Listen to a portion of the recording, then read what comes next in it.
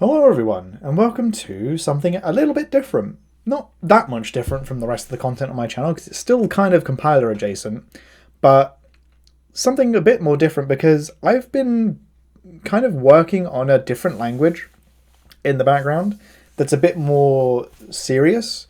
Rather than like a side project, this is like my main project where I'm trying to make a language that sort of occupies the same niche as Zig, Odin, C3, those kind of like quote unquote C killers, even though nothing's ever going to kill C, and I don't think that is any of those languages' goals. Um, I think I'm motivated by the same thing as them, which is systems programming is fun and rewarding, but doing it in C is a pain in the ass. And so a better world is possible. And I'm absolutely not going to be doing this better or even on par with, Zig, Odin, C3, any of the people who have made those languages. They are so much smarter than me. Case in point, I'm making this compiler in Java, although that doesn't matter because I do plan on self-hosting this language. Um, it kind of occupies the same niche in that it's supposed to be low level, but with higher level features to make it nicer and a more pleasant experience to program in. And I think a lot of these languages go not too far, but they do go quite far in how much they give you. And I think I want to keep this language Osmium. It's called Osmium because it's kind of a name I came up with because I had to name the project something to create the repo. It's called that because it's close to the metal, but I think it's funny because like it's such a it's gonna be so badly optimized and such a disaster of a project that it's gonna be really heavy. So Osmium. Um, yeah, and I really enjoyed my time programming for fun in C3 and Odin. I've never got to check out Zig properly. I've seen, I've read Zig, but I've never programmed in Zig. And I really enjoyed programming in those. And I think they're fantastic languages. And I think it's just fun to try and um, go down the same journey they have, basically. That's kind of the point of this project. I like language development. I may not be very good at it, but I can create something, and I want to follow the footsteps of these languages that I really enjoy. So I created Osmium. And like I said, it pulls from a lot of features I like from Odin, Zig, and C3, and also Rust. Like, if you've seen other videos on my channel, you know I'm making a compiler slash interpreter for a bit more of an esoteric language in Rust. And I like the feature set of Rust, but it is an annoying language to program in. For good reason, but it is still annoying. And I get why it's annoying, but it is annoying. And if that makes me a smooth brain to find Rust too annoying to program in, then hey, it's a chicken breast in there. So I decided that I was just gonna yoink features and try to compile them to LLVM and see what happens. And I've ended up with something that I actually kind of enjoy. This is actually a terrible example to start with. This is a binary tree using a sum type and allocating them on the heap. But because I don't have memory arenas and I don't plan to have any kind of like destructuring, this will just leak a bunch of memory. But hey, Fibonacci, like this is just kind of like the whistle stop tour of the language. Another feature I like that I stole. I didn't really steal it. I was inspired by a post by Sophia JT, I think her name is, who made a blog post. Let's see if I can find it. For the June programming language, which was a hypothetical language, I think. Or no, I think. Okay, there is a GitHub repo, but it's archived. And it had this idea of pointer. I can't remember what they called them. Like grouped allocations. Yeah, like you instead of like a lifetime per pointer. You group things by its allocation, and you use these named lifetimes, where you have like a local lifetime, a param lifetime, and a return lifetime. And I didn't implement that. Instead, what I implemented is that every pointer has a origin, and depending on the origin of the pointer determines what you can do with it. So the 4 origins are was it stack? So it was a value that was allocated on the stack. Parameter, it was input through the parameters. Heap, it was allocated on the heap. And global, it is a global pointer. So like a string, for example. And depending on what origin it has, determines what you can do with it. So this is an example of something that will not compile, because you cannot free a pointer passed through the parameters. You can only free heap pointers, because it makes no sense to free a stack pointer, it makes no sense to free a global pointer, and freeing pointers passed in through the parameter is just asking for trouble. I might make it so that there's a pseudo borrow checker of a sort where you explicitly give ownership to a function, but I don't really want to do that. And so this is fine for now, and I will revisit that if there ever becomes a problem. And so you can see another thing you can do, or you can't do, is return a pointer to stack memory. So like there's kind of like a hierarchy of pointer privilege in that regard, where stack pointers are like the lowest what you can do. Like you can't free them, you can't return them. Parameter pointers, you can return them, but you can't free them. And then heap pointers, you can return them, you can free them, whatever. And then global pointers are just special, where they just kind of exist. And I think that's kind of good enough, right? That stops you from doing a lot of things that you shouldn't be doing. Maybe it prevents you from doing some things you want to do, but I mean, hey. Yeah, I don't want to spend too long on this intro. I'll show you a few more things it has. So like, it has slices. Every C killer needs slices. It has pointers. I stole the Odin philosophy of define a type on the left and then use it on the right. So you dereference pointers using the same symbol that you create pointers with, just on the other side. So to create a pointer, you put a ampersand on the left, and that creates a type of the original type with an ampersand on the left, a pointer to the type. And then if you want to dereference it, you put that same symbol on the right. So you put an ampersand on the right, and that's equivalent to dereferencing a pointer. No, that is dereferencing a pointer. So yeah, you can create arrays, slices of those arrays, all sorts. This is a Rule 110 implementation. Yeah, it has defer, and then I have this construct here that kind of just wraps a resource allocation and freeing in one statement, basically, and then scopes it. Once you hit the end of the scope, it runs this. So it's the same as doing f equals this, defer, os close f. Right. So yeah, and it's gotten to the point now where I can do some kind of interesting things in this language. So I can call raylib. I have external functions that I can link with to do things, do interesting things. So I can link with libc to write files, as you saw in Rule 110, but I can also link with raylib. So this language can draw stuff. And I have this file here that it just creates a square.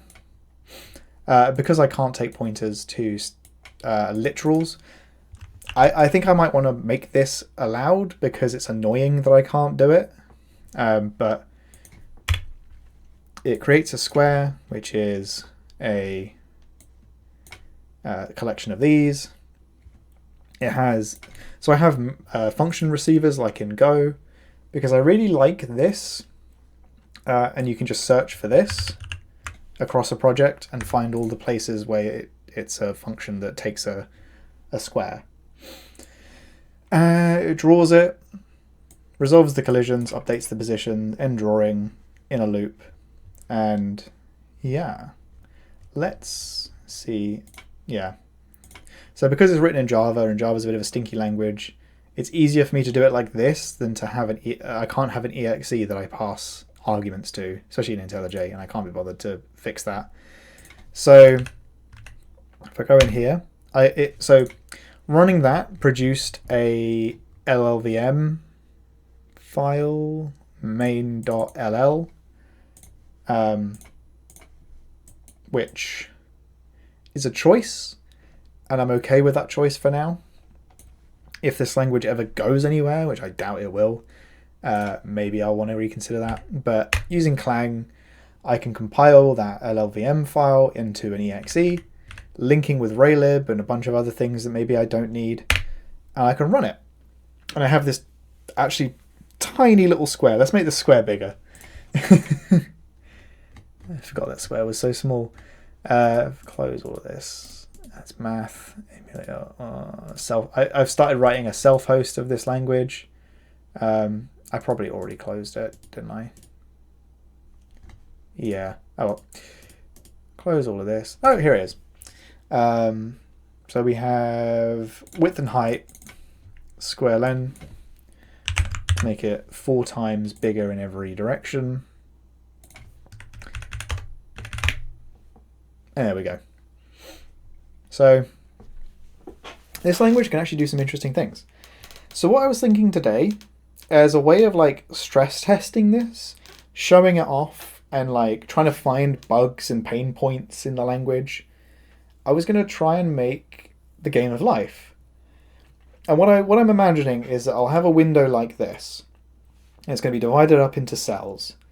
And I will be able to click these cells, toggling them from dead to alive, and then I'll hit space, and then the game of life the rules will kick in, and it will just render that, and you know, run. And then at any point I can hit space again, pause it, go in, change the cells, and then hit play again.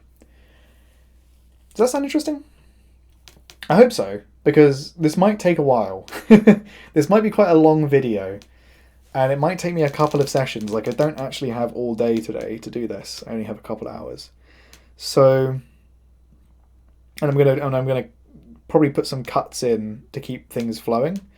But I think that sounds kind of interesting, and I think it's a fun way to discover where the pain points in my language is to use it.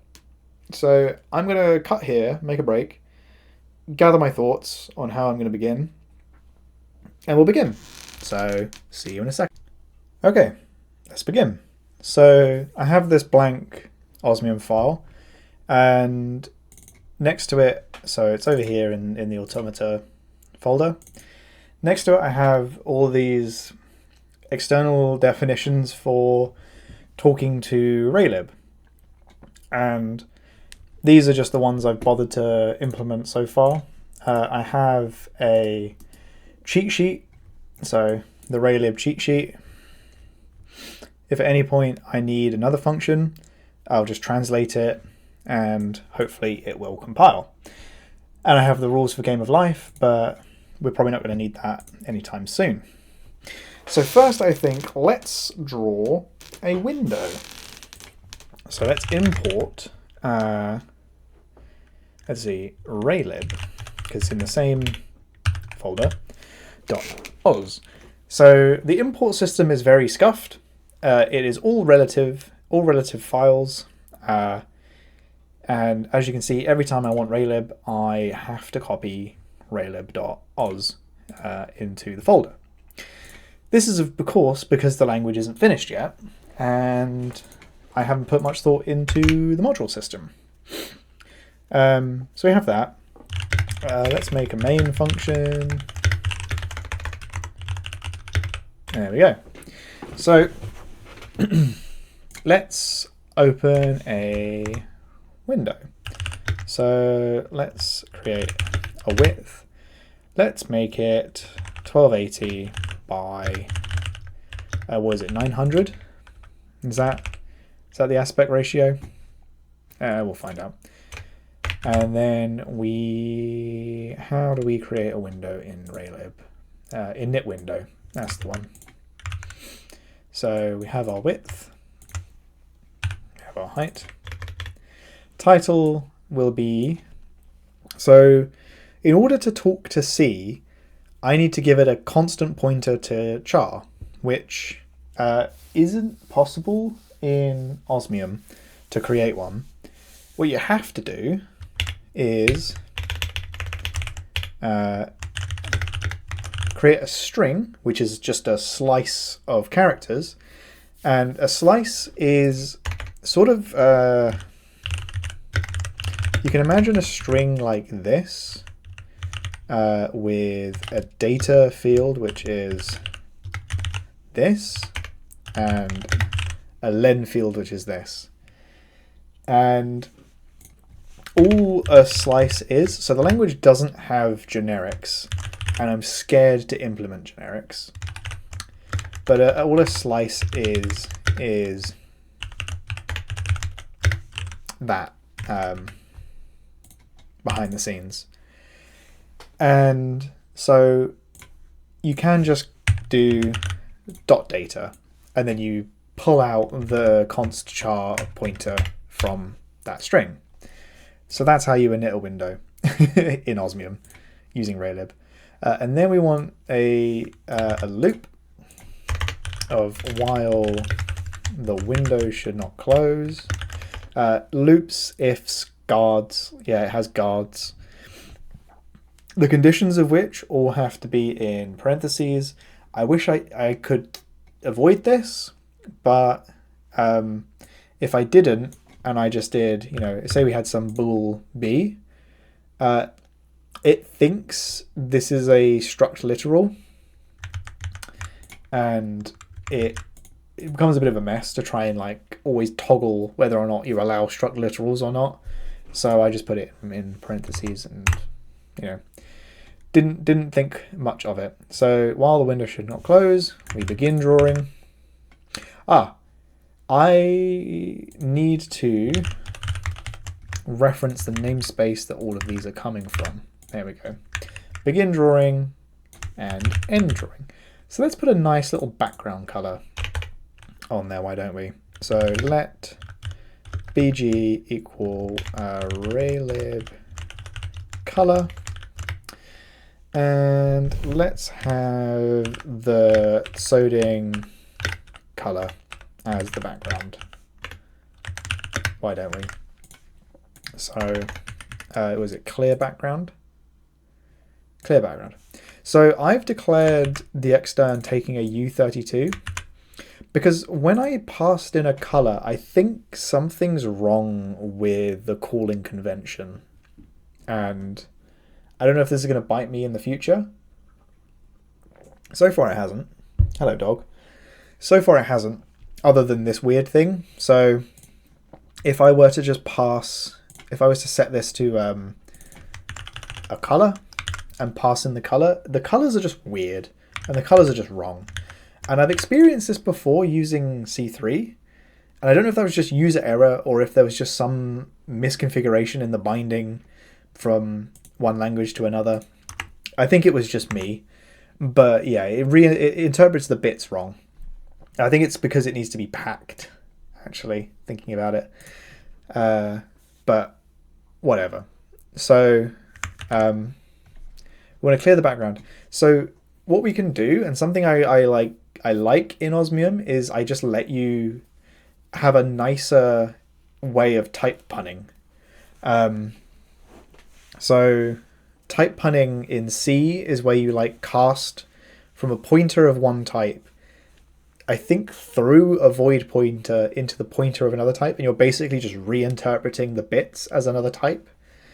I just let you do that like this, and there are some restrictions on what you can and can't do. You can only So this is just a bitcast, really. Like, if you're familiar with Zig, this is just at bitcast.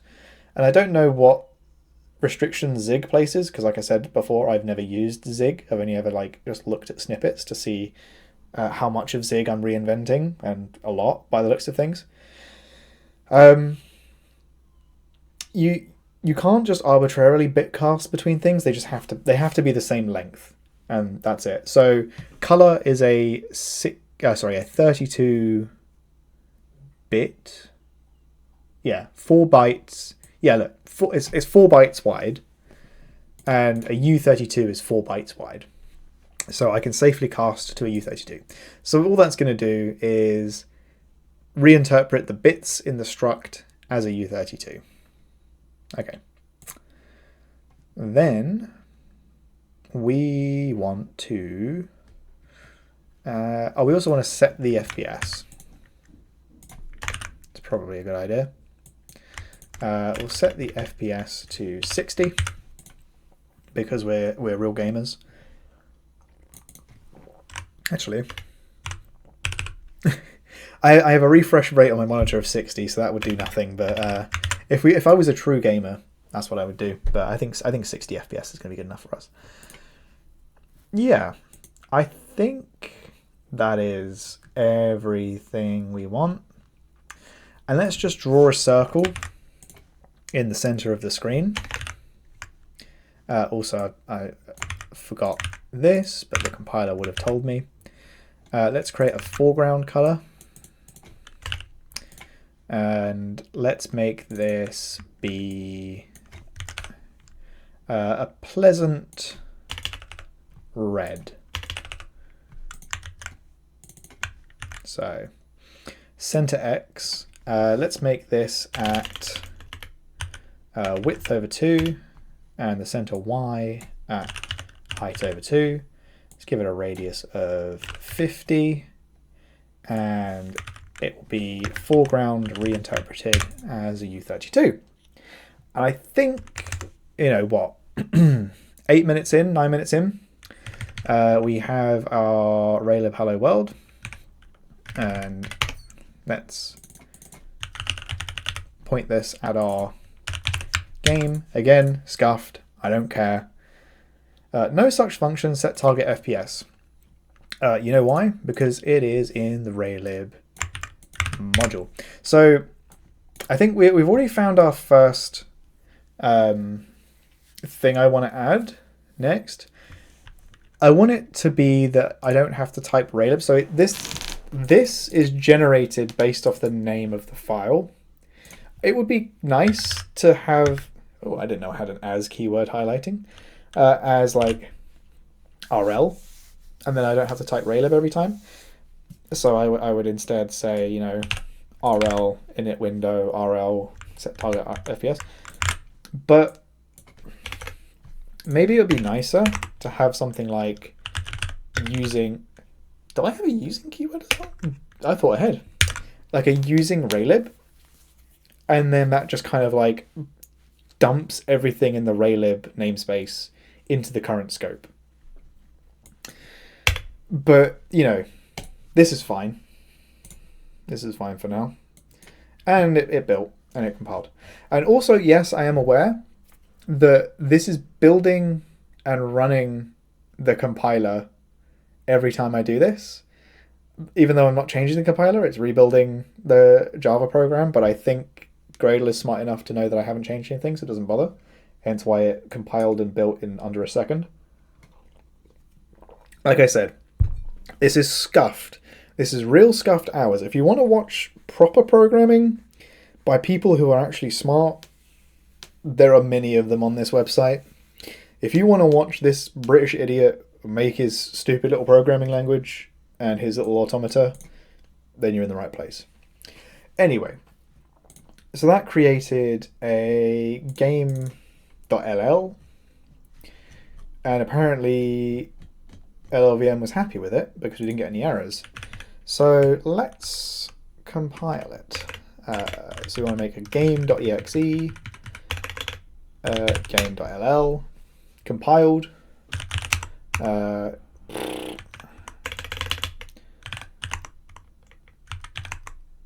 There we go. And there we go. We have a red dot in the middle of the Soding color screen. Does the aspect ratio look weird to you? Hang on.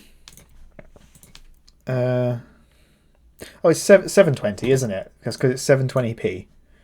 Doi. Buy that.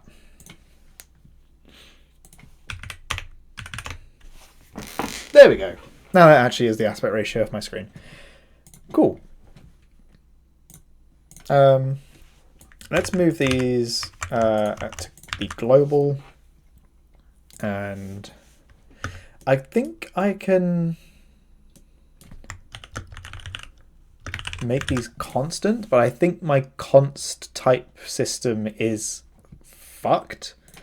And it's going to complain because the const is a part of the type, but so I can't pass a const here because this isn't const as well. So you see this is part of the type, but it might let me. Yeah, I can pass a const to a non-const. I can pass a const to a non-const like receiver, but I can't do it the other way around. I can't assign a mutable to a const. Okay. And also this is annoying because like I can't leave out the type if I want to declare a const. So yeah, that's maybe a pain point I want to change in the language. Okay, so we have our circle in a gray void. Let's make a grid. So how big do we want it to be?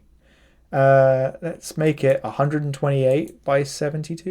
No, that's too much.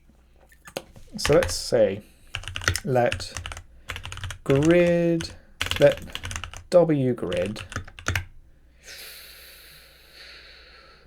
Let's do it in ratio of this. So and we'll say let scale 20. So what I'm going to do is I want each cell, let's say cell size. I want every cell to be 20 pixels by 20 pixels.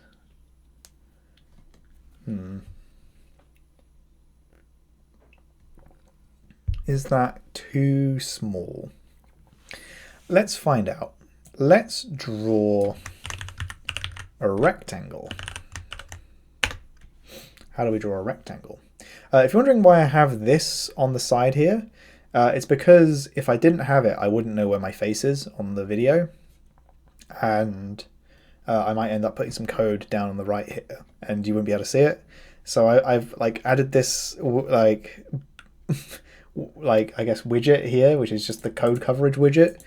So that if the code goes over and under this widget, I can't see it either. Because I have noticed that in some of my videos is I will just be talking about code that's under my face. So I want to have raylib on the side, but that doesn't leave me very much room. So I won't do that. So I want to draw a rectangle.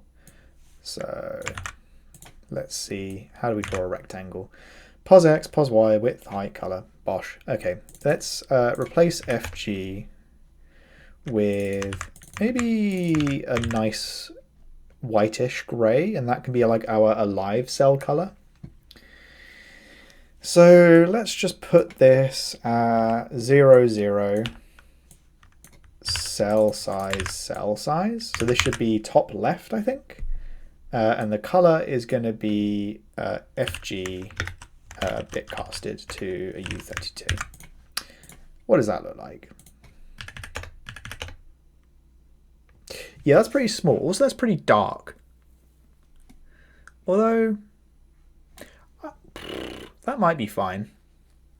Let's make it, we probably want it to be divisible. So, so let's see, 1280 over 40, 32, 720 over 40, 18. Cool, it's divisible. So twice as big, at least for now. Oop, yeah, turn my fans down so there's not much background noise. Hopefully we don't get too graphically intense. I think that's good. That's good.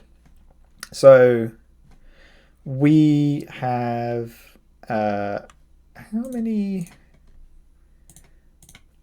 Wait, what's the width of our width and height of our grid? Oop, don't need that anymore. I could have just used the calculator rather than getting it to tell me. Yeah, 32 by 8. Literally what I just calculated. Okay, this bodes well.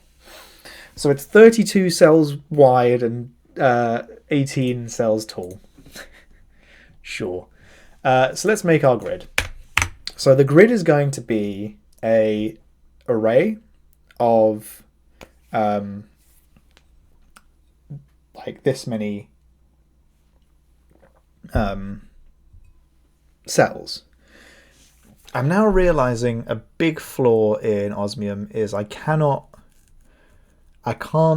declare an array with variable length. So like as in I can't say I want an array of length w grid times h grid.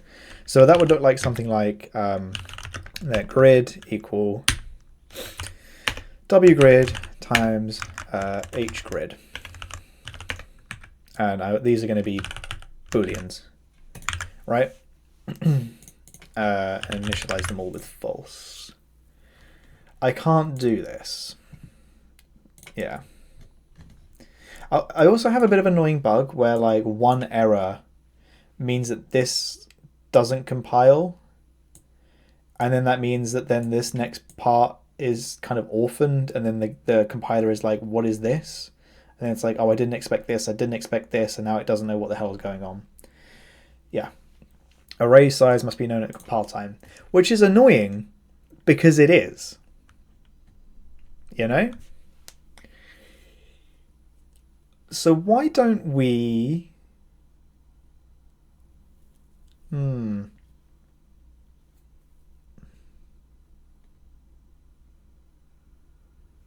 that's not going to work. I was going to say, why don't we make this... Yeah, we can make this const, right? Make this a const. And these are consts. So why don't we do our first little bit of like compiler surgery and make this compile.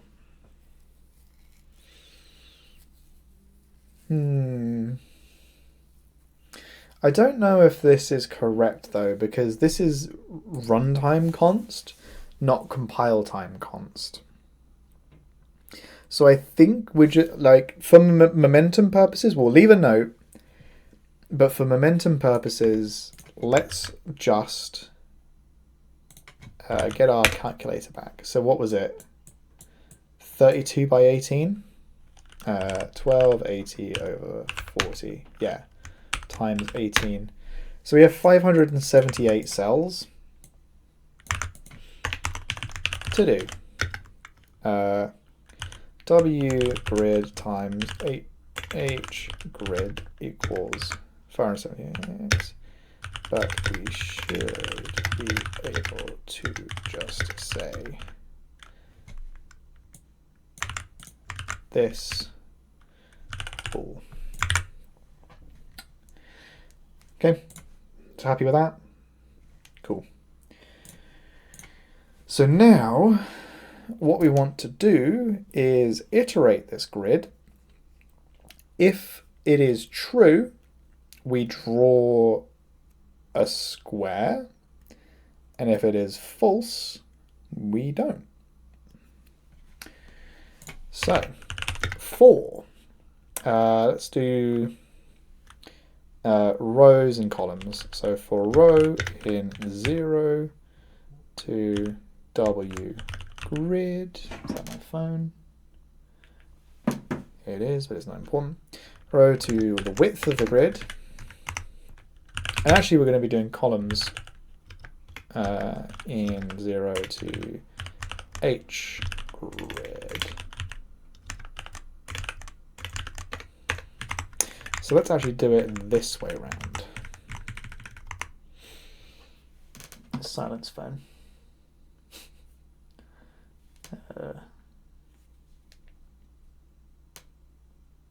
There we go.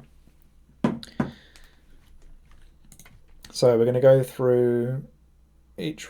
Yeah, this is. No, we'll do it like this. It doesn't matter. We're going to hit every cell anyway. So if grid. Oh, I've got to remember the formula now. Is it row plus col times h grid? So if we're on the last column, is that right? We'll find out. If it is true, if it's alive, which is signified by there being a true in this cell, then we draw the rectangle. And we don't want to draw it at 0, 0. We want to draw it at the coordinates. Actually, I'm assuming it draws it from the top left corner. So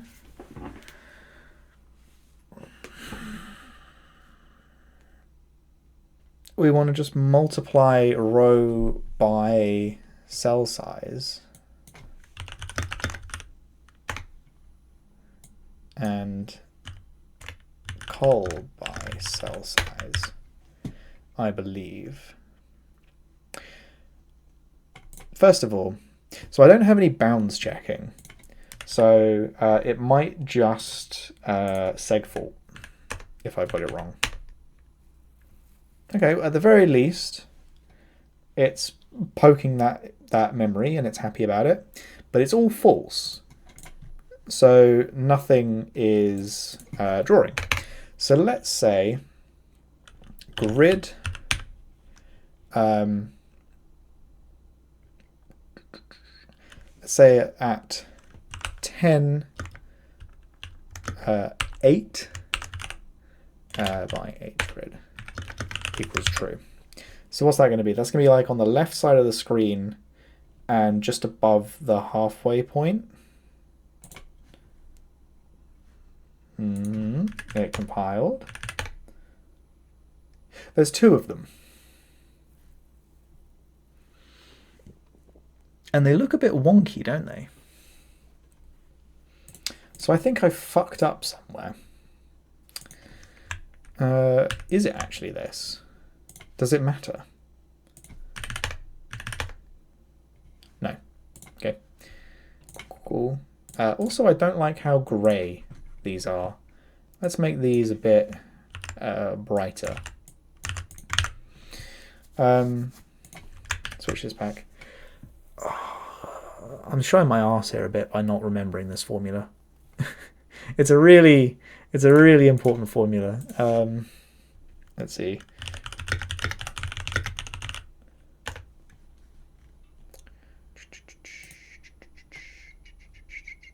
This is JavaScript.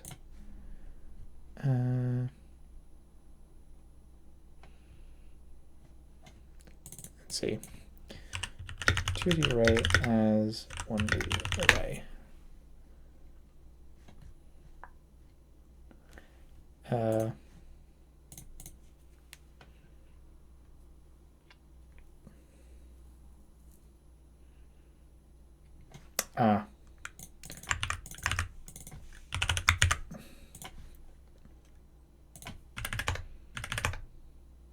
There we go.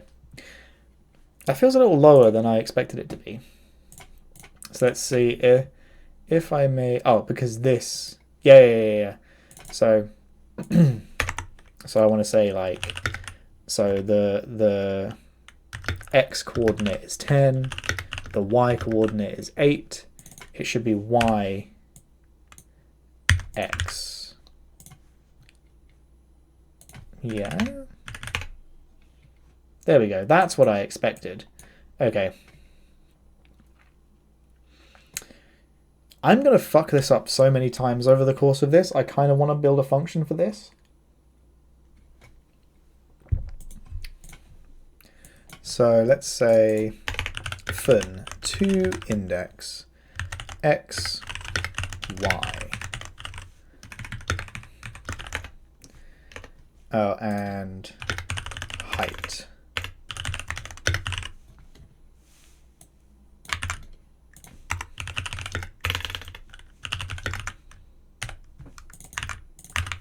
And there's no semicolons in this language, you silly goose. There we go. So, to index x, y, h grid. Okay. So instead of that, let's instead say for let x equal 0. I think this is the one place in the language I actually have semicolons, is in for loops. Let me check that actually. Go to the parser. Let's actually find this out for myself. The for keyword.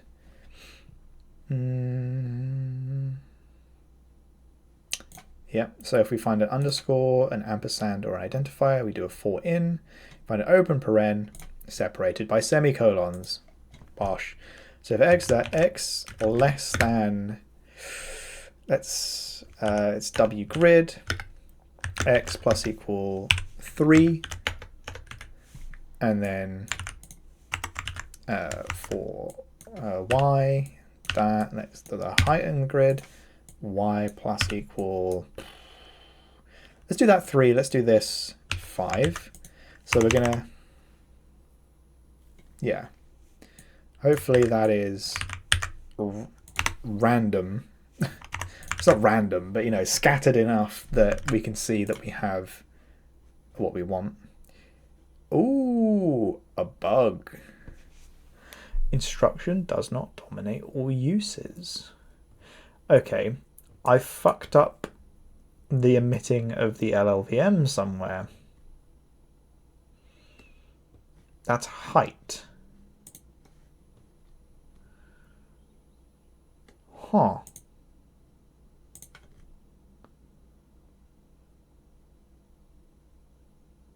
How did that happen? What LLVM did you just generate?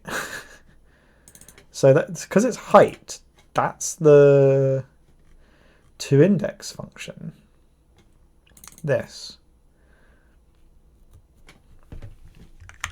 Has it generated a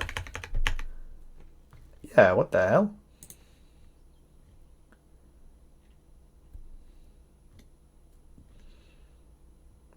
How did that happen?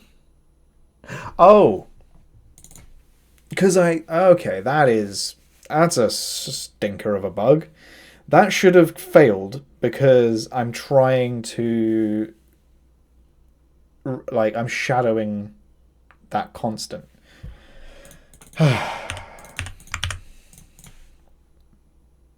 Yeah, that's why.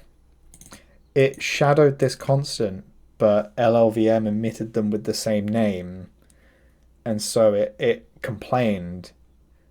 Okay. Cool, we found our first actual bug. Okay, to do. I tried to call h height, but it shadowed the global const, which LLVM did not like. So yeah, I'll figure out what I wanted to do with that later. So basically, that shouldn't have shadowed the variable, but now it compiles. Let's see, did it do what we wanted it to do? Yeah? Yeah, it kind of did. Because, like, so what I've done is I've emitted a square every 5, or a cell every 5 cells in the x direction, which if you kind of look, that is like 4 empty cells here. and a cell in every third row. Yeah, every third Y. Oh, it's segfaulted. Or it closed for some reason. Interesting.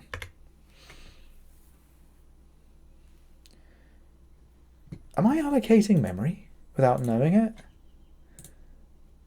Oh, let's see. If I run it, does my memory climb? Is that what's happening? I shouldn't be allocating anything. Yeah. It's not allocating anything. But it crashed. Like, I didn't touch it. And it closed.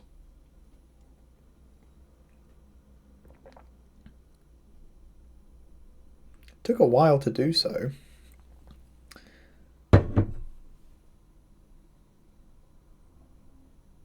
There we go. Something kills it after a certain amount of time.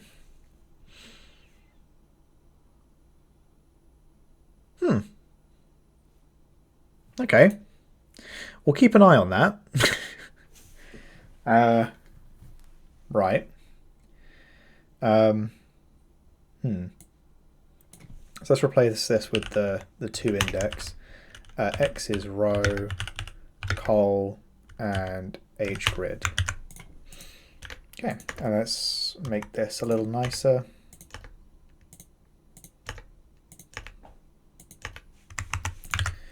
Something else. Is this still kind of... I didn't recompile it, but it doesn't matter. Yeah, it's still not as white as I would have thought. Maybe I should just go FF.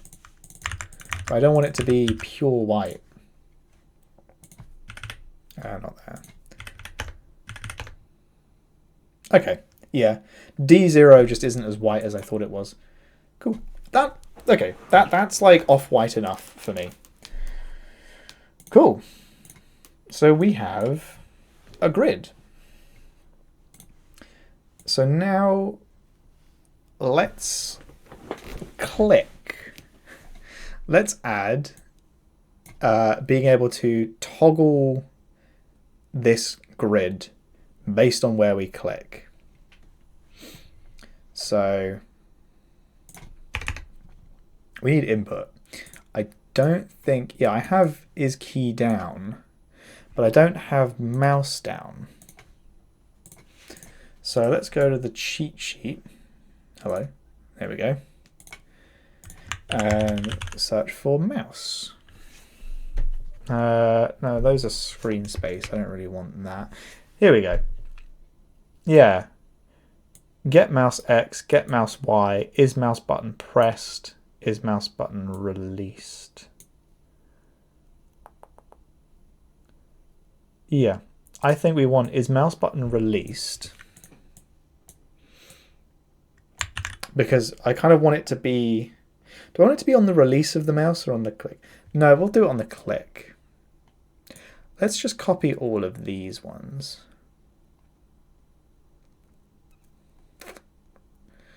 I don't know if I want to try mapping vectors yet. So I think we'll do this in X and Y. Okay.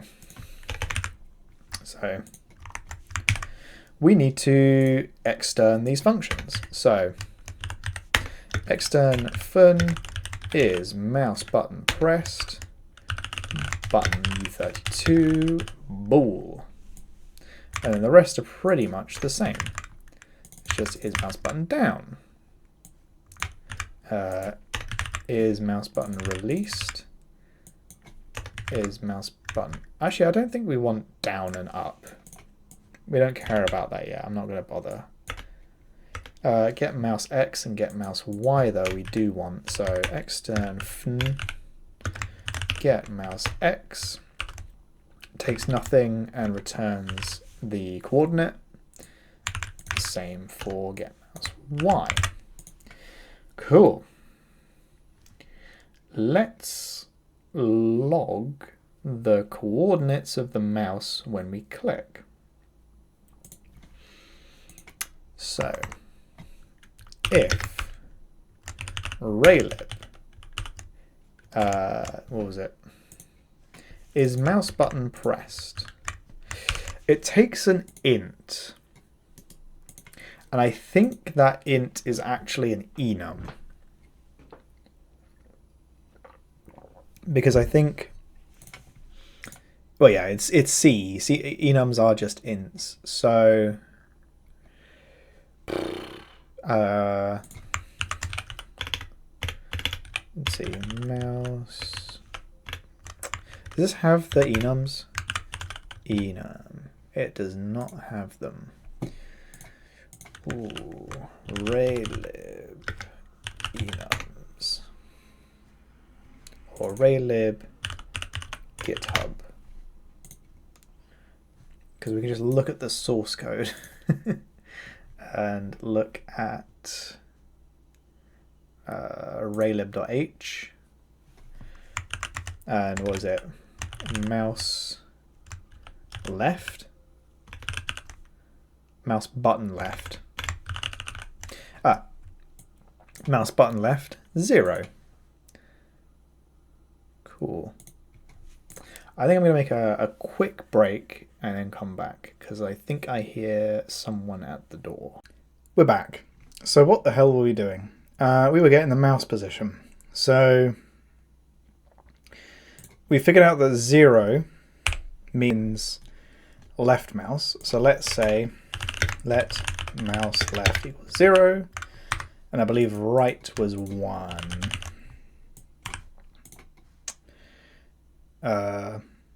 Yes. So we can just say, and these can be constant, why not? If we press the left, we want to let mouse x equal raylib get mouse x. Yep. Mouse y equals get mouse y. And we just want to print line mouse x, mouse y. Does this work? Well, it compiles, so it must work.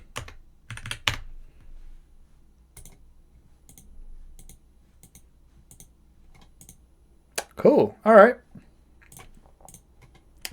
So that works.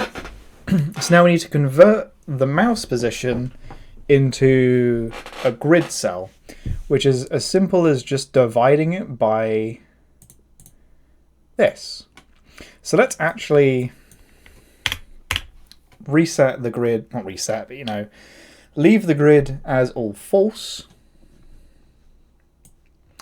Let's say mouse x over w grid, and let y, mouse y over h grid. That gives us our coordinates. Probably want to check they're within the bounds. We can worry about that in a second.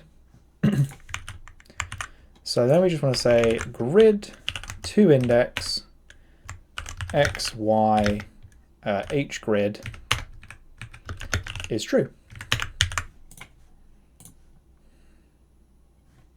Compiled.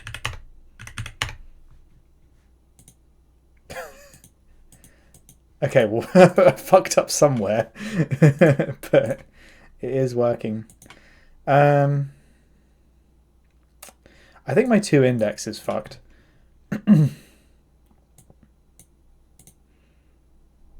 Is it x plus y width? That doesn't feel right.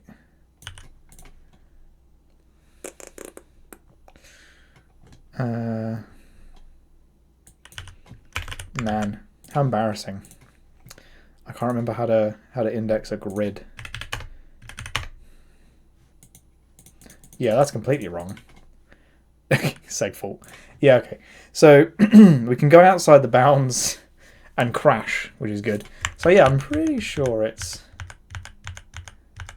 this. So maybe this is wrong. Yeah, this is the cell size, is it not? Yeah. Okay. That's pretty sick, right? Ooh.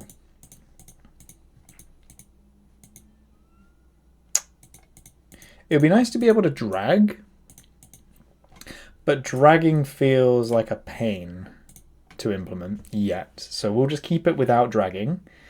And let's toggle the cell that we click rather than setting it to true. So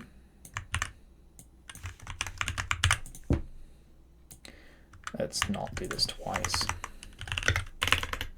Ket. Ugh. Sometimes I love this keyboard, and sometimes it just feels like I'm so bad at typing. There we go. I believe that gives us, yeah, gives us this. It's a bit of a detour, but would it be nice to see the grid, to have grid lines? I think it would. But that feels like such a detour. Let's do it. So let's see. Is there a draw line? There is. I bet actually I can show off one of Osmium's newest features. Let's see if it works, and if it doesn't, I will just simply eat shit. So I recently added anonymous structs, and they work really nicely. Let's put this up with the draw functions. So this takes vectors, but I might be able to just declare this using anonymous structs. Let's try this. If it doesn't work, we'll just do it with U32s. But so we have start pos, which is a U32 U32. Is a struct U32 U32, and end pos, which is a struct. You know, this doesn't really save a whole lot of space, but it does mean you don't have to declare a struct type when you want to use this. And then color U32. Let's give this a go. So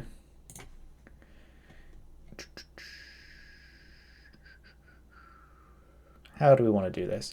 Let's just draw a line from top to bottom in pure white.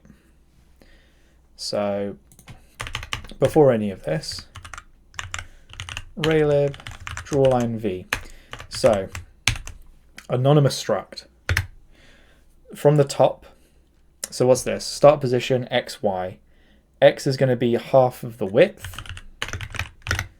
Y is going to be 0.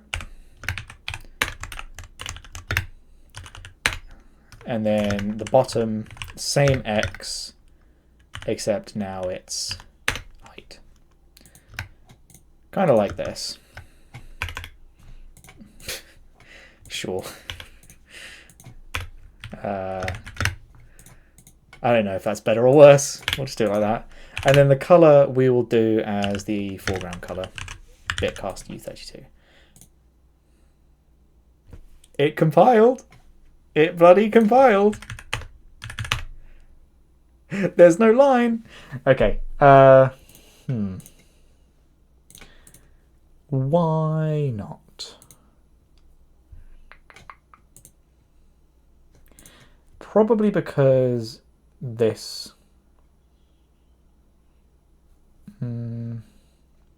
Yeah, probably something's going wrong.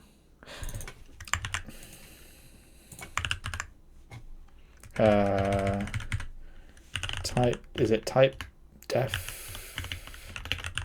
No, not that. Struct vector 2. Yeah, type def struct vector 2. They're floats. They're floats. Ah, that makes more sense. Okay. So we need to cast that to an F32. We can just make that a float literal. Same for this. And then cast that to a float.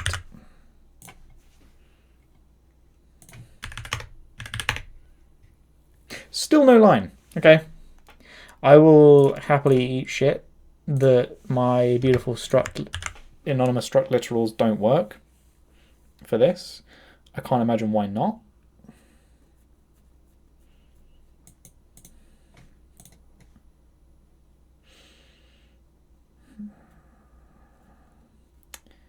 Yeah, floats.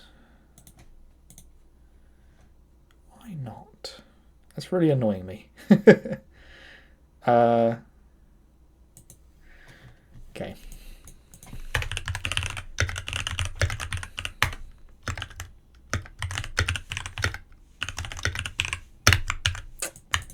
Let's play your silly little game, Raysan. What if I were to declare this as a named struct? Does this work? Probably not. Yeah.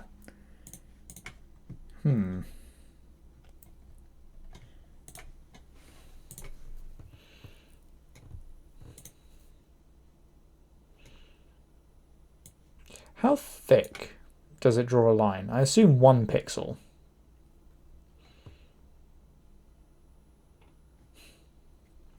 Oh well. I wanted to show off a cool feature of Osmium and then I ate shit and it didn't work. So I think it's not the feature that's broken. I think it's the externing of structs that's broken. So we'll live to see anonymous structs another day. So if we do this, it's int start pos and y start pos, blah blah blah blah blah blah. So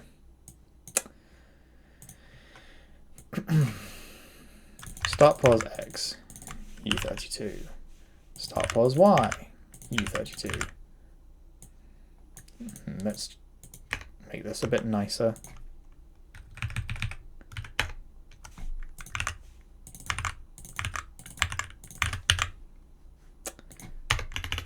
Is that nicer? Sure. Draw a line, and then we don't need this. And then it was an int, wasn't it?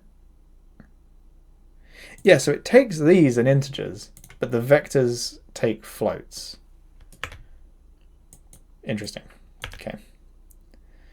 And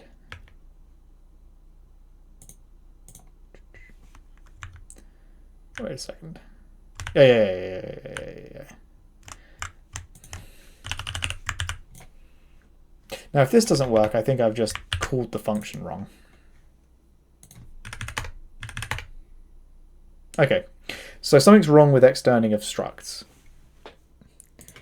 Or whatever. So let's have let G C grid color.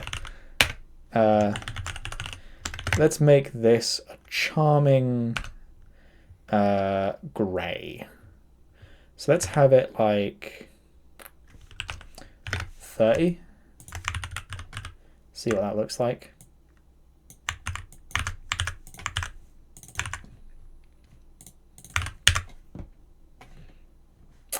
Yeah, sure. Whoop.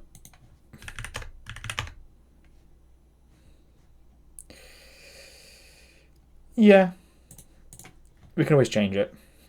So there we go. We can draw a line.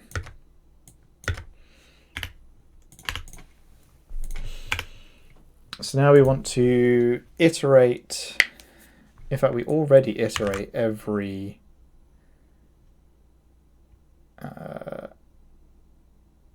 x and y. How do I want to do this? We kind of only want to do for x in 0 to the width of the grid,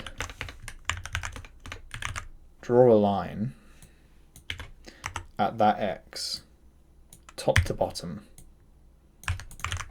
right? And we want to draw that under, not that it really matters, but under the cells.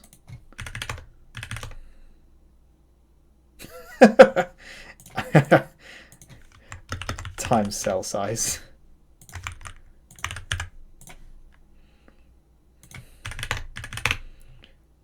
Yeah. Yeah. And then again, for Y in this H grid. So this is going to be at X0 from Y times the cell size all the way to width, Y times cell size.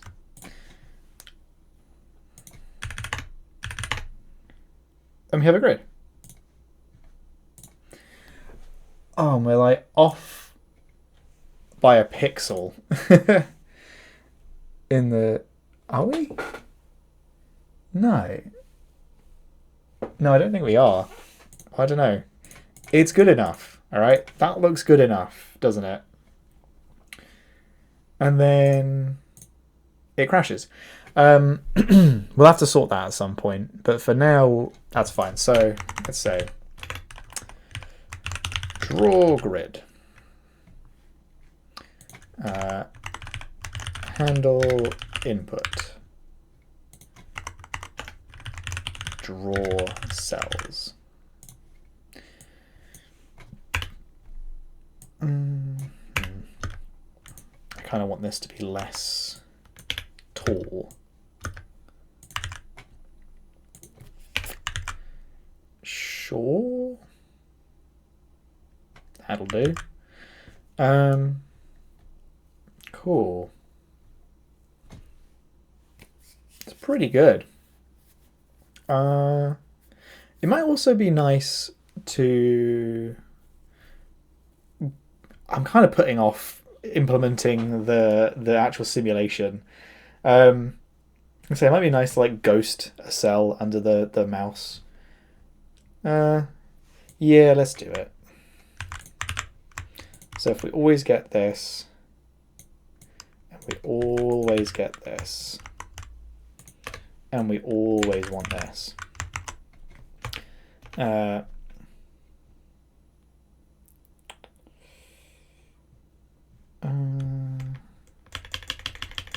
Let's do this after we've drawn.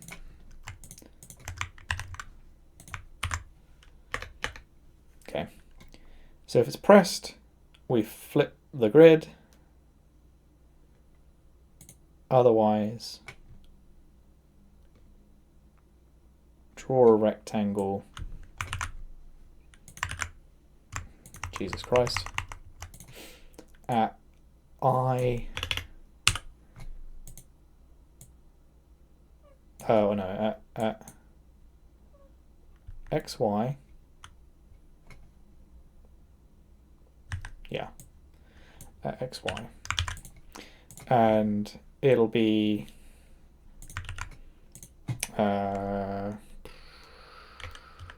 ghost. And we'll make this be like that weird grey. Is this worth it? Is this worth it? Is this worth putting off? I didn't do what I thought it would do.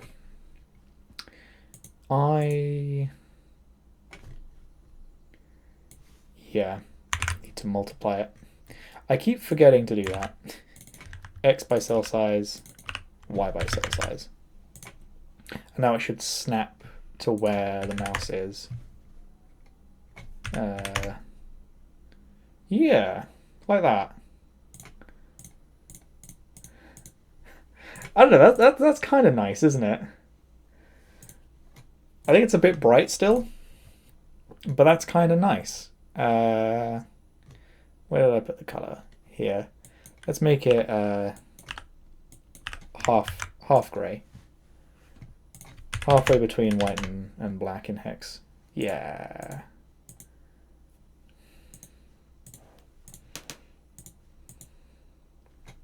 Actually, let's do it before we draw if the cell is alive or not, because then it will overwrite it, and yeah, we'll be able to see if the cell is alive under the mouse. Yeah, that's nice. Okay, so that's the easy part. That's the easy part. Now we just need to implement the rules of the game of life. So, first of all, let's refamiliarize ourselves with the game of life. So, I actually probably should have explained this before, but I feel like everyone is familiar with the game of life if you're watching this kind of niche of a video. But it's basically a cellular automata where you have a grid, a 2D grid of cells that are either alive or dead. And whether they are alive or dead on the next time step is determined by what their neighbors are. So here are the rules. Any cell with fewer than 2 live neighbors dies as if by underpopulation. Any cell with 2 or 3 live neighbors lives on to the next generation. Any live cell with more than 3 live neighbors dies as if by overpopulation, and any dead cell with exactly 3 live neighbors becomes a live cell as if by reproduction. So with these 4 rules, you get like absolutely crazy systems. And like just emergent, yeah, like these sort of like emergent things. I don't know what they call them. I guess patterns, yeah. These emergent patterns that like seem to self-replicate, or you know, are stable, or they oscillate between certain states, or they can move. So I think what we want to do is we want to be able to make a glider. So if we look at a glider, so it's like 3, 1, and then up. So like, see if I can do it quick enough before it crashes. Like this. So we want something like that. Hit play and watch it shoot off the screen. So actually this probably won't be too bad. But so I guess like the naive way you would probably try and do this is like edit the grid, or like iterate through the grid and edit it as you go. But then you're changing the state of the grid as you are evaluating it. So actually we need 2 grids.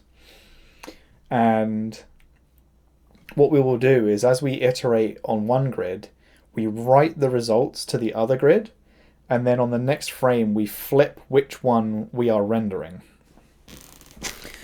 So, and then we then look at the one that we're rendering, calculate the next state on the other grid, and then flip back.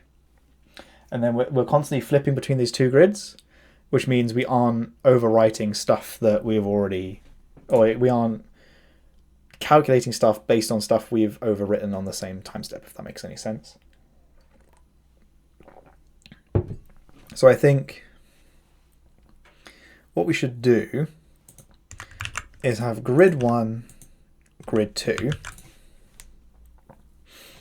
and we should have a frame counter. At the end of every frame, we increment it.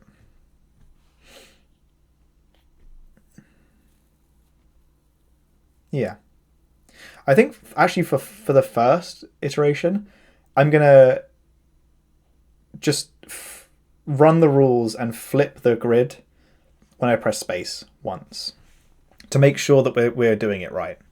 So I think actually we'll come to that later.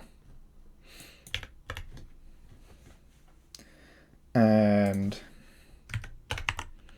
say let grid equal grid 1. Will that fuck up? I can't remember. I think that should just copy. I think I might want to take it as a slice, otherwise it's going to copy the entire... No, it can't copy the entire array. It's copying the pointer. right? Where's game? Gritty. Grid equal. Jesus. What the hell is all this? Ah. I don't call memset when I set a array. I literally iterate every element of the array and set it. Oh, I think it's because I'm explicitly saying false. No. Huh. Okay. That's another to do. I don't call memset when initializing an array. So these two lines are hugely expensive for what they are. Damn. Cool. Another improvement. Okay. All right. Let's. What were we doing? We were taking the grid. So yeah, we then do this. So let's say let grid, not grid index, but what would it be?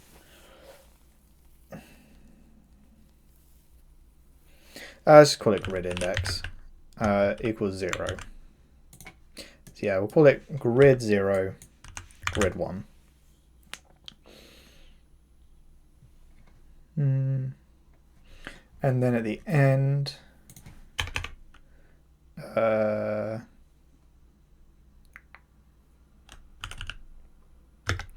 if, ooh, yeah, no, hang on.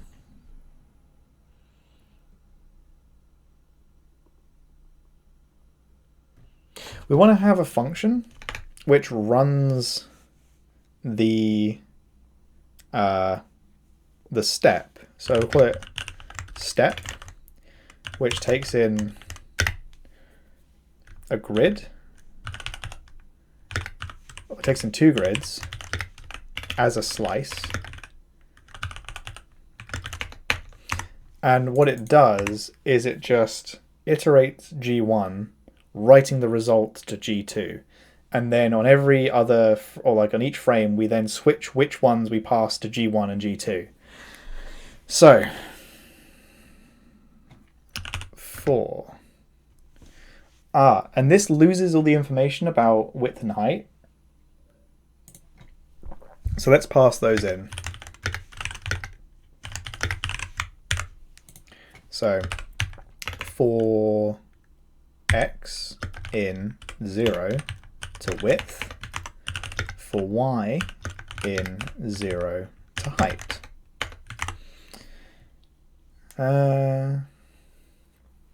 Cool. So we need to index into G1.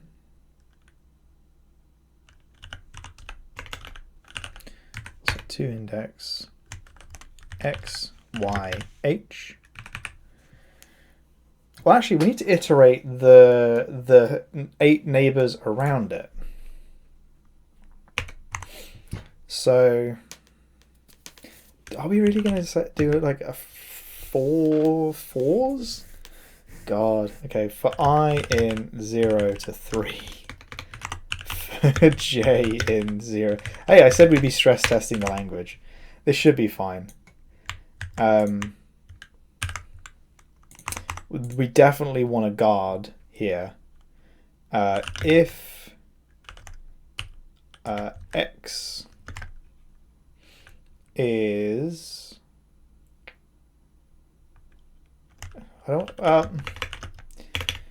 x minus I less than 0.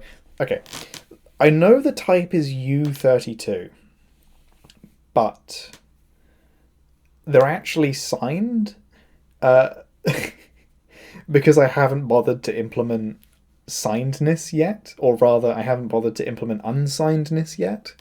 So this actually is fine, but it does look weird, doesn't it? So if x minus I is less than 0, actually, because we're going either side, so actually it's in minus 1 to 1. So yeah, if x plus I is less than 0, or x plus I is greater than or equal to w, or the same but for y. I know it's in brackets, but it just keeps it organized for me in my tiny little brain. Jesus Christ, this nesting. So if y plus j is less than that, or y plus j is greater than the height, continue. I don't remember if I implemented continue.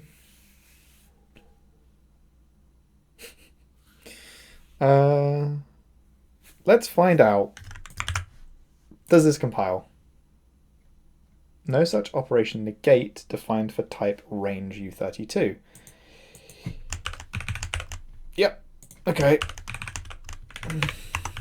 To do the unary minus binds to the range without the parens.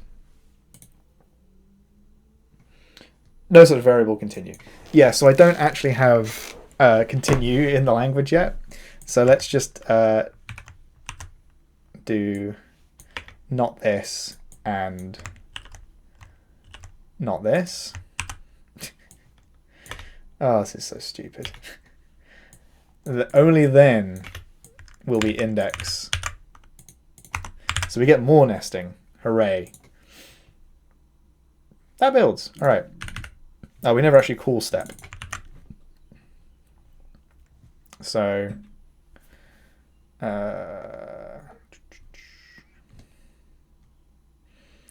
let's say if this will be input here. If raylib key pressed, what was it? Is key pressed?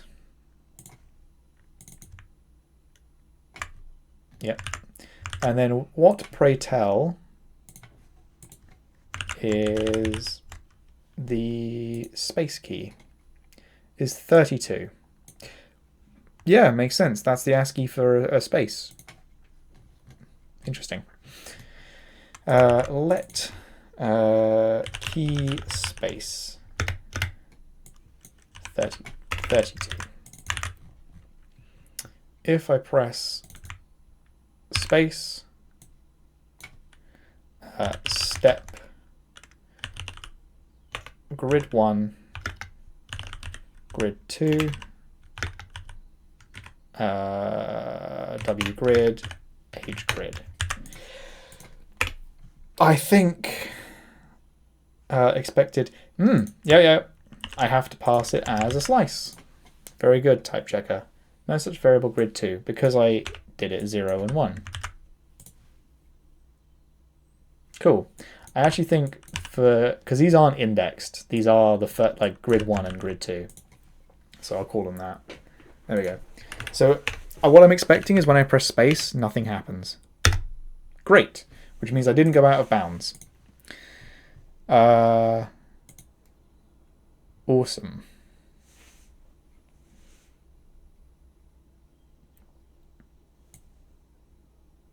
So actually,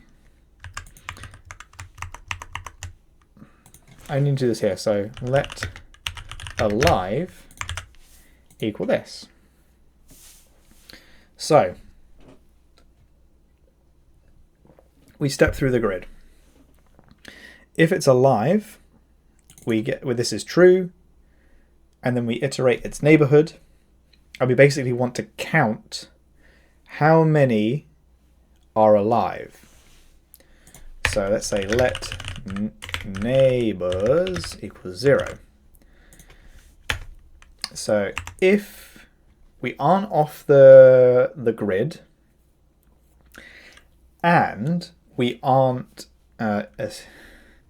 if x equals 0, or x does not equal 0 and y does not equal 0, because we don't consider the cell itself, I don't have ternaries, so we're going to have to do another if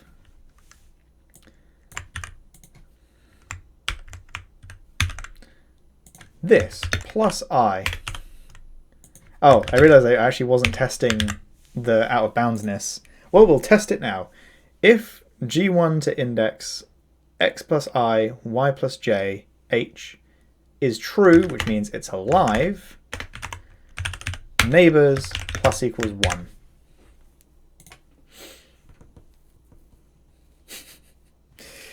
Hey. Okay, so we've gathered the neighbors. Let's make sure that this actually works. Okay, it compiles. This time we'll run it. Press space. No out of bounds error. Cool. Okay, we've gathered the neighbors so we can come out of that awful nesting. And now we want to say if it was alive, if neighbors is less than 2, alive equals false. Else, if neighbors greater than, is it greater than 3? Any cell with 2 or 3 live neighbors lives. Any more than 3. Yeah, so is greater than 3. So we can just say or neighbors is greater than 3. Bosh. Else, if neighbors equal, what is it? Any dead cell with exactly 3. So if it's dead and yep, alive is true. So then this can just be this. I mean, that's kind of weird. We can just say and, just to keep the nesting the same. We don't need that. Cool. And then we just say G2. Let's save the index.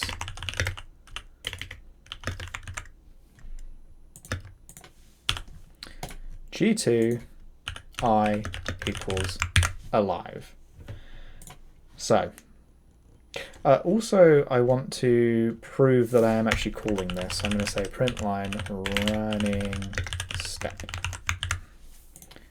because it could be that I've just been pressing space and nothing's happening because I'm not doing anything. Cool. If I put some stuff in, obviously I'm not flipping the grids yet, so it's not going to do anything, but it's happy about it. And if I put stuff on the borders, happy about it. Cool. Let's flip the grids. So grid index equals 0. So when I press space, I want to run the step. I then want to, actually I want to say if grid index equals 0, then I want to copy grid 1 to grid 2. Well, I want to, iterate from grid 1 into grid 2, and I want to set grid index equal to 1. Else, I want to step grid 2 into grid 1. Oh, and then I want to say grid equals grid 2. Otherwise, I want to step from grid 2 into grid 1 and set grid to to grid 1 and grid index to 0. That's probably not the best way to do it. But it is a way to do it.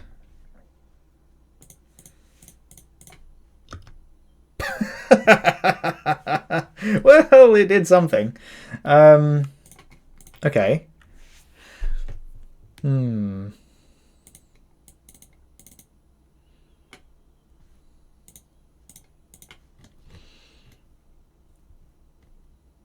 Let's actually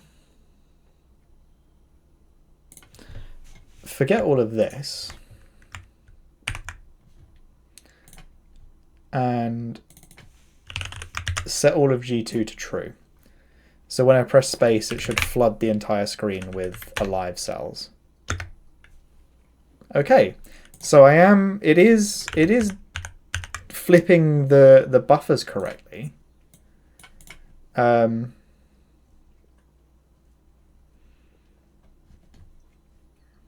does it flip them back? So if I do this, and then I need to actually run it. So if I drew this and flipped it, and then flip back, and then flip it and flip back, that works. That's very cool, by the way. So my rules are wrong. My rules are just wrong. I wonder if this isn't working.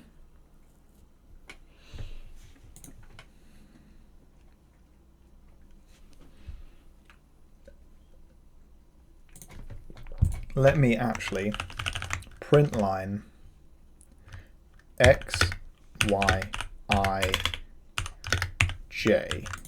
That's going to flood the terminal with shit, but I want to see if it's actually working.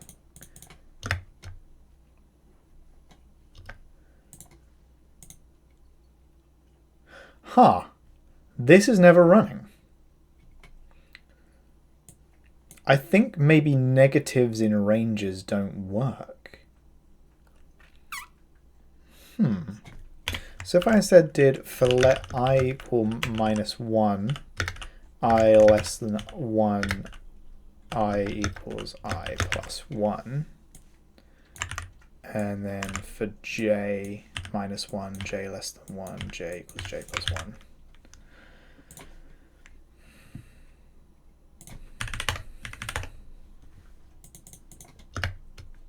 Still nothing.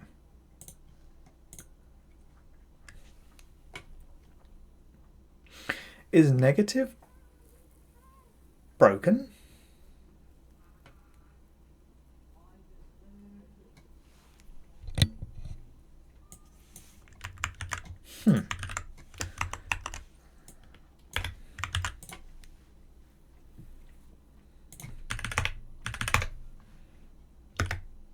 Yeah, okay, we got that.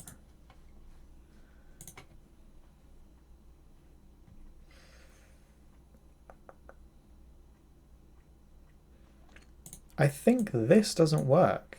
Oh, maybe it is signed, and -1 is actually the U32 max -1, and so it's not doing it.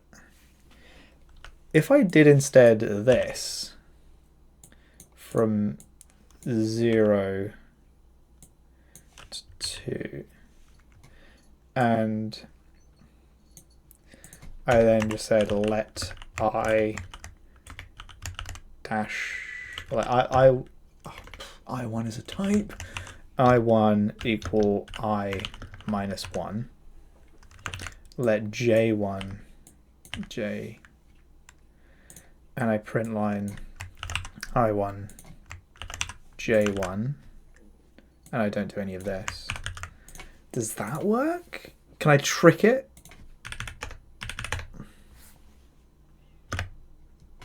Yeah, there we go. Now I've got negative numbers. Okay. Cool. That's stupid. I mean, it makes sense because they're U32s, but like I said, I haven't implemented signedness.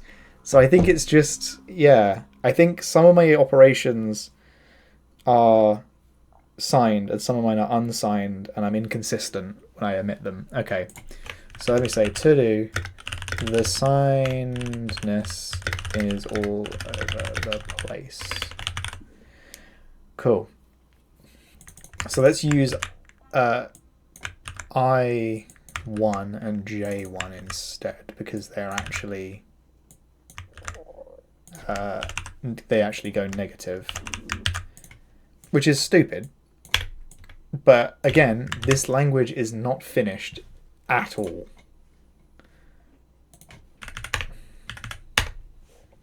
So draw the glider.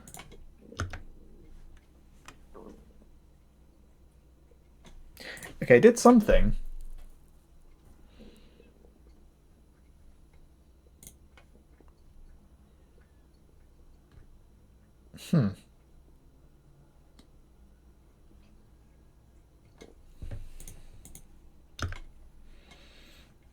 What did it actually do?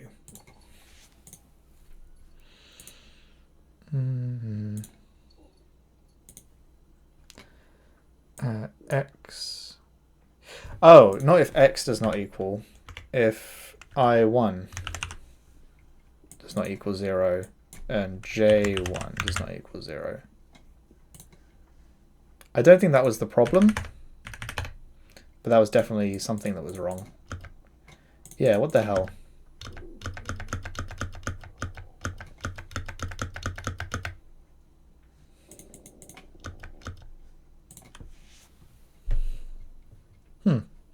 Okay, I'm going to go take a break and try and figure out whether this is a problem with my implementation or a problem with the language. So, okay.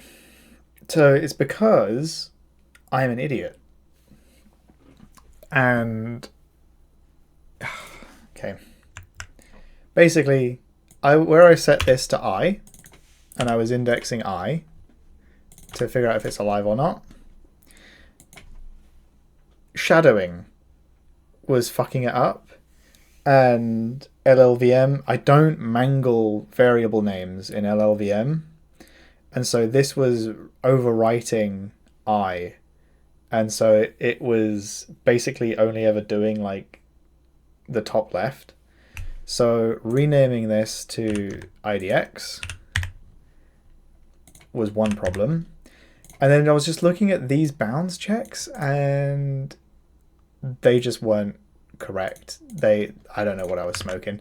So now it's within, X has to be greater than 0 and Y has to be greater than 0, and anything outside of that we don't care about. Okay, so now with all those things fixed,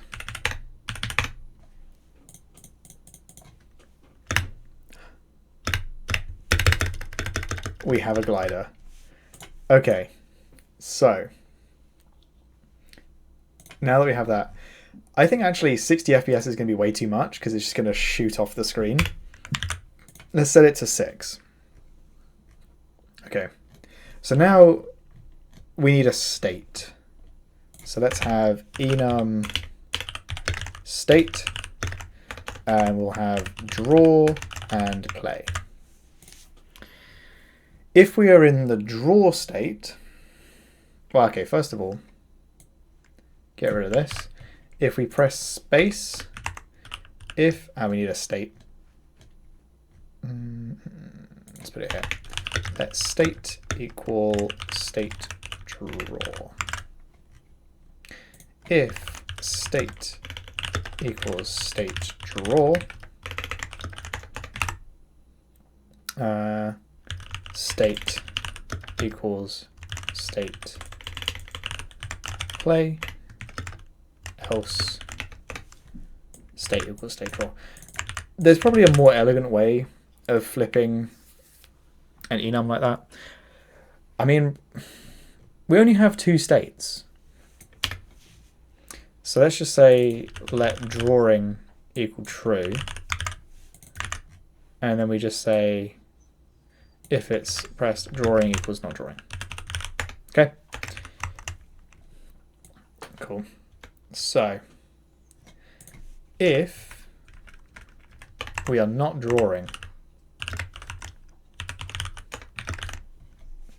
then we flip the grid. Hello, dog. If we're not drawing, we flip the grid every frame. However, else, if we are drawing, then we do... Drawing feels actually like kind of a misnomer because we draw the cells in raylib. What I mean is the user drawing. So let's say let playing equal true, and if we're playing, so actually playing is false. We start not playing, press space, it starts playing. Does that compile? No such variable drawing because I renamed it to playing. Press space, playing equals not playing. Bosh. So now we draw. Oh, okay. Because. Okay, I think we need the frame counter now. Yeah, okay, that's made that unplayable. So let frame equals 0. After every frame, we increment. And let's say let time step equal 10. Every 10 frames, we do a step. So if playing and frame mod, that's not how you mod time step equals 0, we do a step. And we only want to do this if we're not playing. Okay. I was like, how is this so laggy? Ooh. Okay, we did something it really didn't like there. Maybe something around the modulo, because I haven't really used modulos very much. Ooh.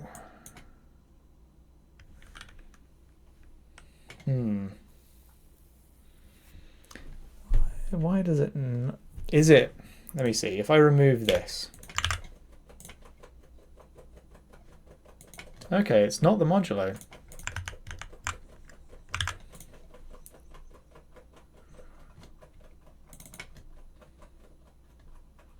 Which bit does it not like?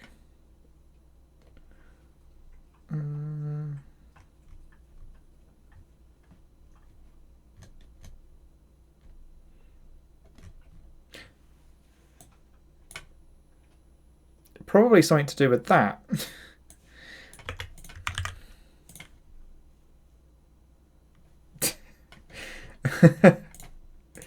Okay. So we'll remove all those parentheses. Okay, let me preserve this for posterity. To do this compiled during the session, but caused a heap dump. Why? There we go. So now, get ahead of myself. We draw a glide. Let's draw it up here so he has some space. We press space.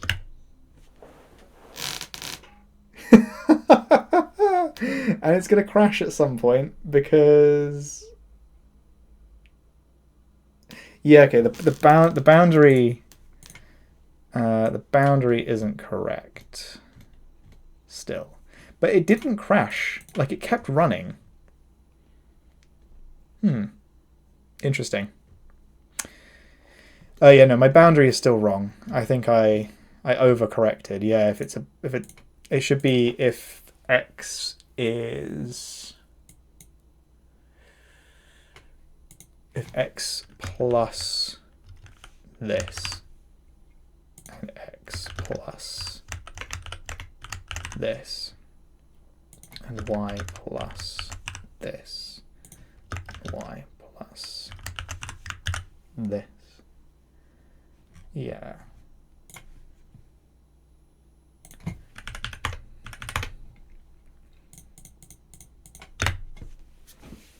That's fucking cool though. Come on, that's really cool. Yeah, it gets to the edge and then it kind of doesn't know what to do. I think you should consider edges to be dead. Which I don't know, that's what we're doing, because then we just don't increment the neighbors in that case.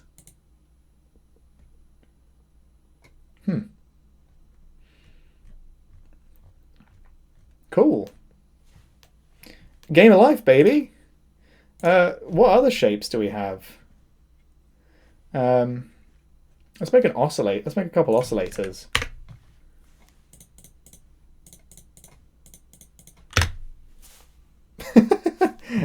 And like when we're in the play state, we can't do that. And if I press space, we go back into the drawing, and I can turn this into a glider, send it off, and then pause, add something else, and then it crashes. You know what? I'm going to call that a win. That's fucking cool. If you liked this, let me know, because I had a lot of fun with this. I want to figure out why raylib crashes, because I have noticed this in some other projects, or like some other programs I've written. Like raylib will just like die after a while, and I don't know if it's unique to raylib or what, just because it's a longer running program. But that's pretty sick. And that's what? 146 lines of code? Oh! And that's not including all these comments. I went and I fixed because it was such a pain in the ass to debug the LLVM with that enormous, not doing a memset. So I made it so that, yeah. If there's no element, don't look at this code. This code is horrendous. It doesn't matter. It's all getting thrown away. If the array literal has no elements, we just do a straight up memset of 0.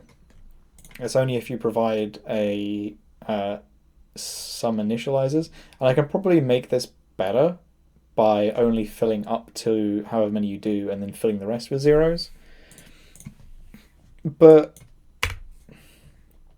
hey, does it print the running step every time as well? It does. How cute. Oh, that's fucking sick. I want to draw another. Another thing. I want to see what the initial state of these are. I want to pause this. What is this? Patterns which evolve for long periods of time before stabilizing are called Methuselahs. The first I've discovered of which was the R pentomino. Okay, let's draw the R pentomino. Oh, hang on, I want to rebuild it first, just to get rid of that print. So the R pentomino is one of these.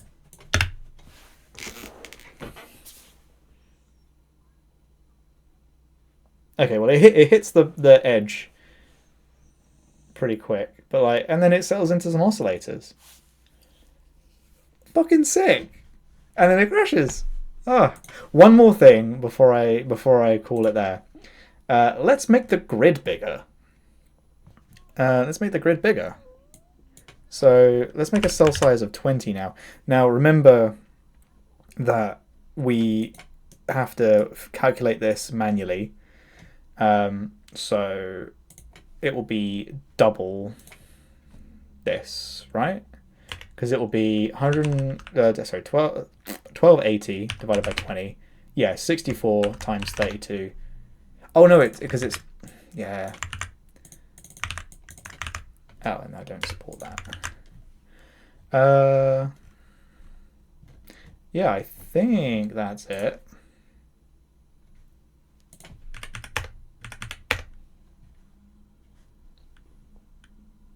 Oh. Okay, I didn't update something. That's for sure.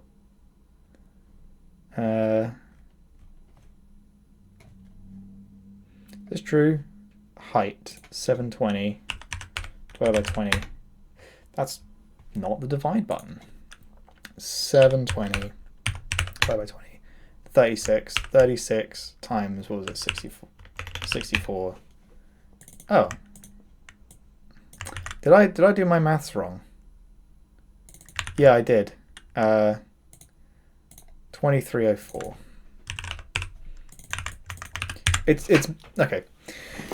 It's been a couple hours of coding in a language that's like held together by duct tape and glue.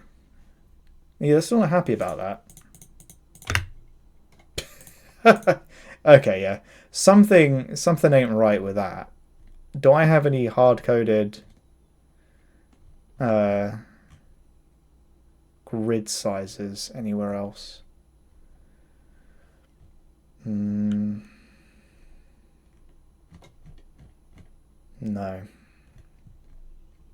Is it? Am I being really stupid? 1280 divided by 20. That's the W grid. Is 64. 720. Yeah. 720 divided by the cell size. Yeah, 36 times 64. 2304. So the grid should be 2304.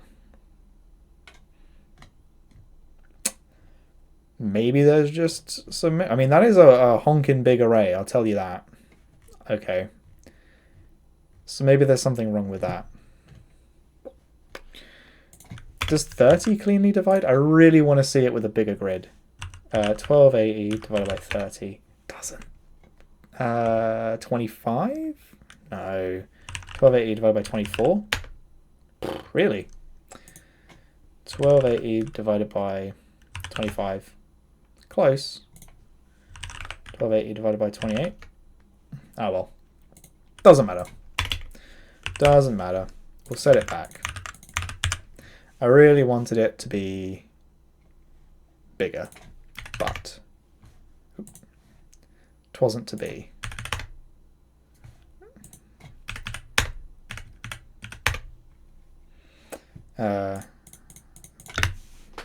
Pentomino. Oh, that wasn't the pentomino.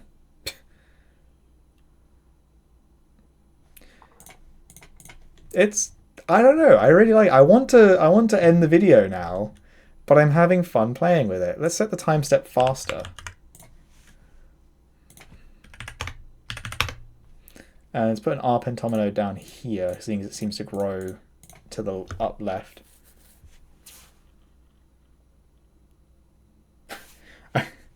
Yeah, something went wrong there. Time step 2.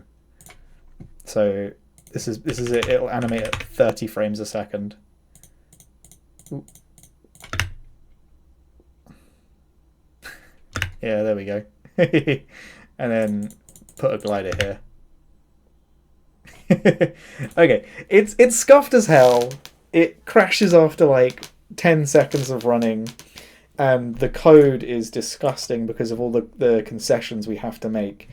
But like, doesn't this really show me what to implement next? Like, we need to continue. We need to prevent shadowing. We need to have some way of having constant expressions in an array size. Something went real wrong with this. Like, that shouldn't have worked.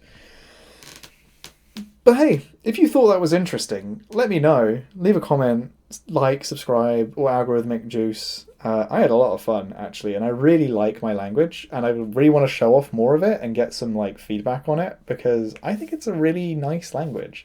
And yeah, I just want to keep developing it. So if you like this, let me know. Hopefully I'll see you again. Bye bye.